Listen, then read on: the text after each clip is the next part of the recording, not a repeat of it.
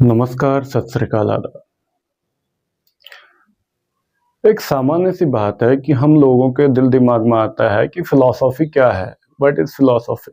यानी कि कह सकते हैं दर्शन क्या है और इस दर्शन शास्त्र की शुरुआत कब हुई, क्यों महत्वपूर्ण है ये दर्शन शास्त्र, क्यों महत्वपूर्ण है फिलॉसफी, क्यों इतनी ज्यादा इंपॉर्टेंट है। आइए आज इसी को थोड़ा समझते हैं और जानते हैं कि फिलॉसफी क्या है। दर्शन ज्ञान की खोज की गतिविधि है। ग्रीक में जो पश्चिमी दर्शन की पहली भाषा थी, दर्शन का अर्थ ज्ञान का प्रेम है। कोई व्यक्ति यह जानने का प्रयास करके ज्ञान से प्रेम करता है कि वह क्या है। ऐसे कई तरीके हैं जिनसे मनुष्य ज्ञान प्राप्त करता है, जिनमें कला, धर्म और जीवंत अनुभव शामिल है।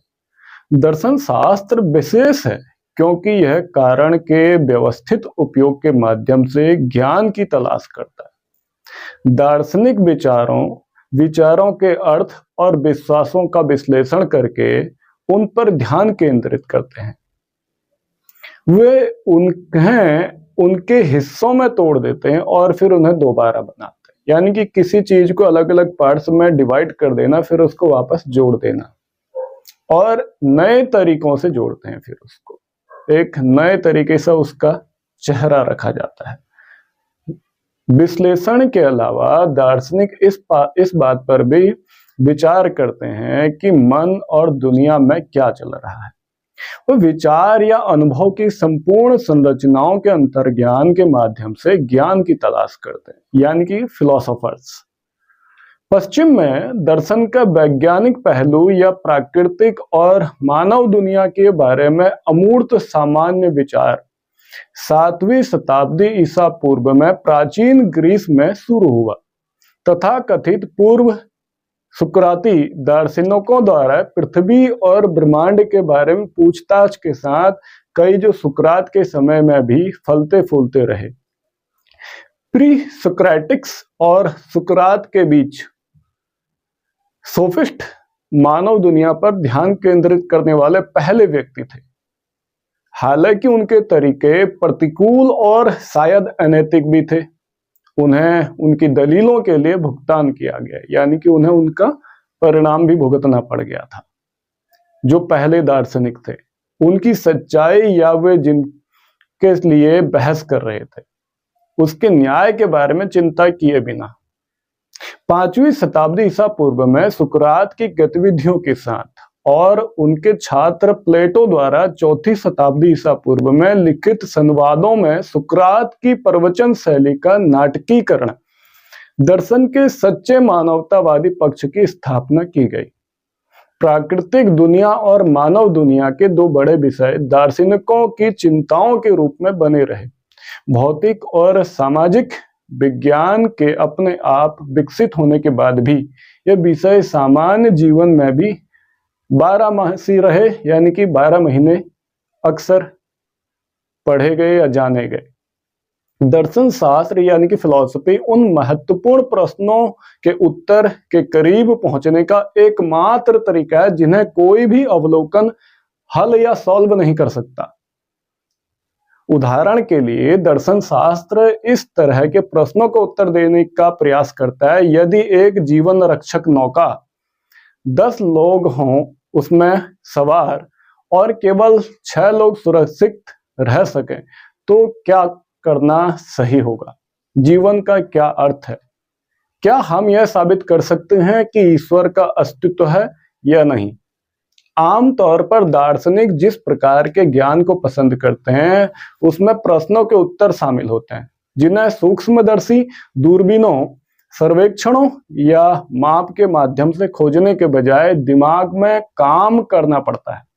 उदाहरण के लिए एक समाज शास्त्री यह अध्ययन करेगा कि लोग क्या मानते हैं, लेकिन एक दार्शनिक पूछेगा कि क्या वे मान्यताएं सत्य हैं, जो सत्य हैं उससे उचित हैं। यानी कि यहाँ पे आपको समझ में आएगा कि फिलोसोफर क्या है और फिलॉसफी क्या है, क्योंकि दार्शनिक प्रश्नों का उत्तर तथ्यों और उनके उत्तरों से नहीं दिया जा सकता। मोटे तौर पर राय का मामला है, एडवाइस का मामला, लेकिन राय यानी कि खास है, क्योंकि वजह अलग अलग है, उनके लिए दिया जाता है या जाता रहेगा। फिर भी और यही कुछ लोगों को फिलॉसफी के बारे में बहुत आनंददायक लगता है जब वो इसको जानते हैं, इसका अध्ययन करते हैं, इसमें उतर जाते हैं।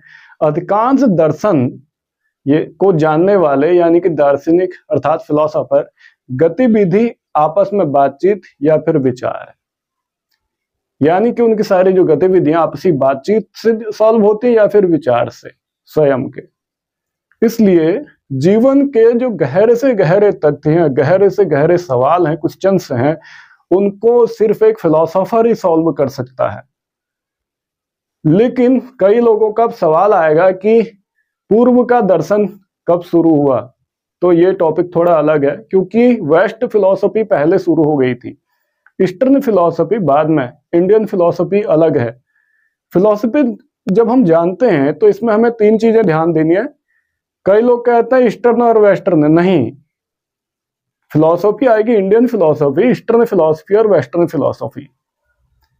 अगर जिसने फिलॉसफी पढ़ी है, कई लोग ऐसे भी होंगे इस वीडियोस को देखने वाले जिन्होंने एमए फिलॉसफी की होगी या उन्होंने दर्शन शास्त्र पढ़ा होगा, लेकिन उनसे यही कहना चाहूंगा, आप कंप्लीट अगर जब अध्ययन करेंगे फिलॉसफी को गहराई से तो आप जानेंगे दुनिया में फिलॉसफी कितने रूपों में सामने आई है।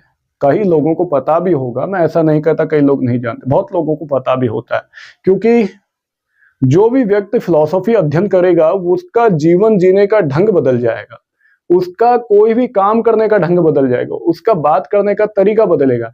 अगर जिसने फिलॉसफी काफी गहराई से अध्ययन की होगी, वो किसी भी चीज की अगर एक्सप्लेनेशन करेगा तो आम सामान्य जो लेक्चर प्रचारक कथावाचक लोग हैं उनसे उसका जो एक्सप्लेनेशन होगा जमीन आसमान का फर्क दिखाएगा। इसलिए जो फिलोसोफर्स हैं उनकी जिंदगी आम लोगों से अलग होती है, जीवन जीने का ढंग, क्योंकि जीवन जांच हो जाती है। उम्मीद करता हूं आप समझ गए होंगे दर्शन क्या है और दर्शन की शुरुआत कब हुई थी और क्यों इंपॉर्टेंट है फिलॉसफी। वीडियो देखने के लिए बहुत बहुत शुक्रिया। नमस्कार, सत श्री अकाल, आदाब।